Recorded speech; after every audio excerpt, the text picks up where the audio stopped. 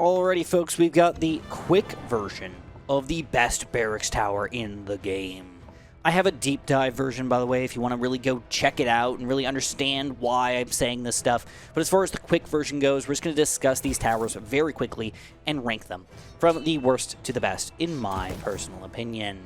Now, in my personal opinion, I've got to put the barracks tower that is the worst as the rocket gunners. And keep in mind that this is more of a hybrid tower than just a barracks tower itself.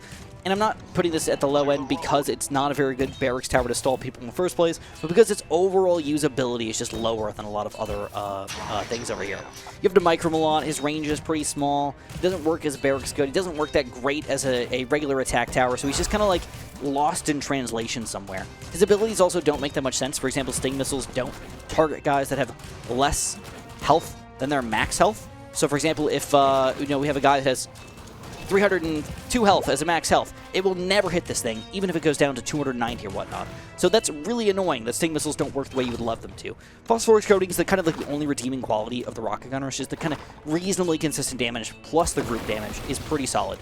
And so I don't want to say he's bad, but definitely got to end up 4th on my list. Coming in at number 3, we're going to go with the Grim Wraiths.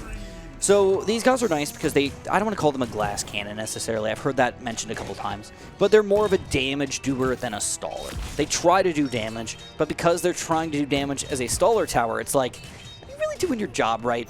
I don't know. I would argue probably not, but they don't do what I really want them to do, which is the stalling aspect here. I don't really care about the damage all that much. But even so, they're like kind of okay at best with their efficiency scores and all that stuff. So then it comes down to abilities, and realistically, they also don't work well with each other.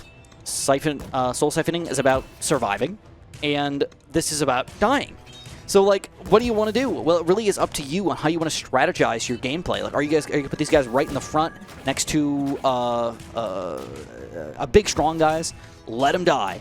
If you're going to, put them next to some healing towers or some healing heroes or whatnot, like, heck yeah. Get some Undying Dread so they can, or get some Soul Siphoning so you can just sit there, damaging, healing up, and getting the double damage the entire time, right? So, still going to end up at 3 on my list, not because I hate him, because I feel like the abilities don't work as great as you'd want to, and it's really not the style that I want. I don't want a glass cannon barracks tower. I want a super staller barracks tower. Like, that's its job, bro. Do your job right. Then we're going to come down to the last two. So, Demon Pit has got to come in at number 2 on my list because it's tough to use at any of the lower levels, but the abilities are freaking fantastic, man.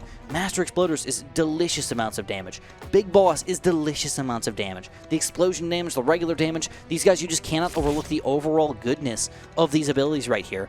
But because it shoots out in somewhat of a random pattern with the guys, you don't get a good stall spot. You can't use artillery in a specific location to say, like, yeah, everybody's bundled up right here. We can get all of our group damage right here to do stuff. Instead, it's going to randomly shoot out kind of all over the place. It's going to be like, I didn't want it to work that way.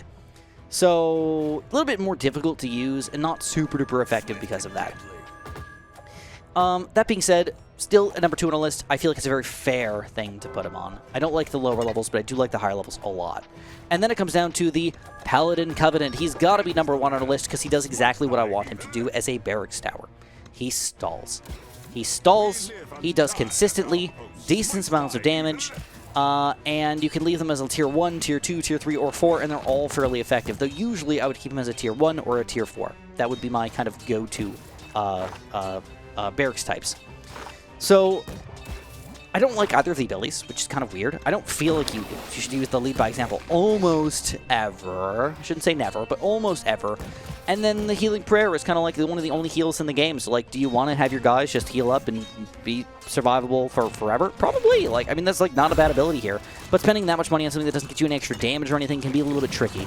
At least not necessarily getting you any extra damage. So, Paladin Covenants, I really like them because they do their job. They stall in the proper place. They allow me to build towers that can explode on people, or artillery towers that can, do that mega damage all at the same time. It can work well with other barracks towers in addition, because we can, get other barracks towers to lead by example and whatnot, and you can make them an effective combo.